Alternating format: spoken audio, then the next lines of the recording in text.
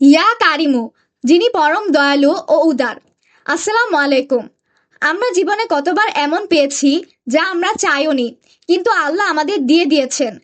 আমরা কতবার কঠিন বিপদ থেকে রক্ষা পেয়েছি, অথচ বুঝতেই পারিনি। তিনি হলেন ইয়া কারিমু, সেই মহান সত্তা যিনি দয়ালু, উদার এবং কোনো বিনিময় ছাড়াই দান করেন। কারিম অর্থ হলো সম্মানিত, মহানুভব, দয়ালু এবং দানশীল। তিনি বিনিময় ছাড়াই দান করেন এবং আমাদের ক্ষমা করতে ভালোবাসেন। তোমার প্রতিপালক মহান দয়ালু। সূরা ইনফিতার আয়াত ৬। আল্লাহ দানশীল, তিনি দান পছন্দ করেন। রাসূল সাল্লাল্লাহু আলাইহি সাল্লাম বলেছেন, যে মানুষ দান করে আল্লাহ তাকে আরো বেশি দান করেন। ইয়া কারিমু নাম জীবনে কিভাবে কাজে লাগাবো? আমাদেরও দানশীল ও দয়ালু হতে হবে।